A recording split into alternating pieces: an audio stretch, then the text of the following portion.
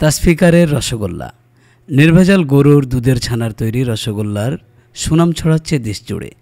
এই মিষ্টি যাচ্ছে বিভিন্ন এলাকায়, ফলে প্রশংসায় ভাসছে মিষ্টির কারিগর, স্বাবলম্বী হচ্ছে পরিবার। দেশের অন্যতম মিষ্টি জামতলার রসগোল্লা। সাদেগোল্লা রসগোল্লার নামটির সুখ্যাতি ছাড়িয়েছে দেশ বিদেশে। জামতলার মিষ্টি চলে যায় দেশের বিভিন্ন গ্রাম, শহরে, বন্দরে ও বাজারে। মিষ্টি অনেক ভালো, চোখের সামনে তৈরি হয়, খাঁটি দুধের ছানা, খেতে অনেক সুস্বাদু। আর অনেক দূর থেকে এখানে মিষ্টি কিনতে আসে। বরকান্দা ব্রিজের সামনে জামতলা মিষ্টি পাওয়া যায়, খুব সুস্বাদু এবং নরম। 10-20 টাকা যা মন চায় তাই খাই আমরা। আচ্ছা, আমি আজকে প্রথম নিলাম, শুনলাম যে জামতলার কারিগর নাকি এখানে বানাচ্ছে, তো দেখি কেমন হয়, আশা করি তো ভালো হবে। এই মিষ্টি বিক্রিতে সংসার চলে অনেকের। যশোরের শাসা উপজেলার সদর থেকে 8 কিলোমিটার দক্ষিণ পূর্বে জামতলা বাজার। এখানে সাদেক আলী সুদক্ষ হাতে তৈরি করতেন দুধের খাঁটি ছানার মিষ্টান্ন। রসে ভরা মিষ্টির স্বাদ ও সুন্দর।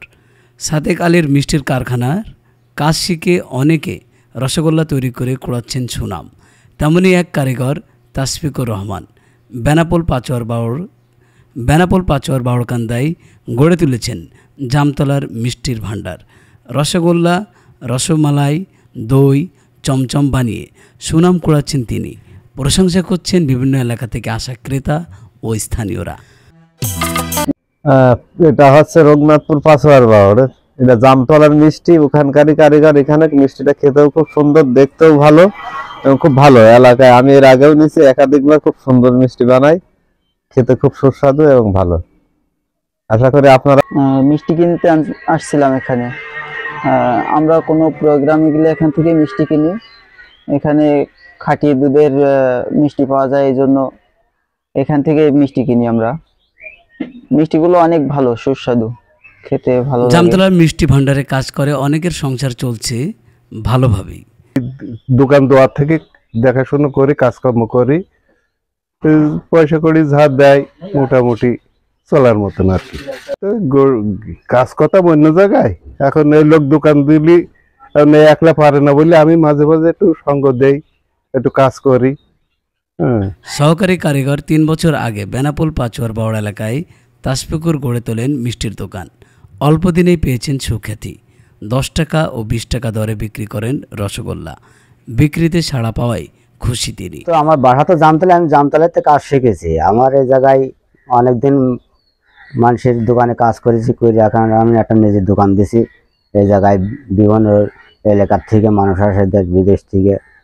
এখানে আমার এই মিষ্টির সুনাম হয়েছে, মিষ্টিটা ভালোই চলে। খাঁটি মিষ্টির কদর বাড়ছে বলে দাবি তার।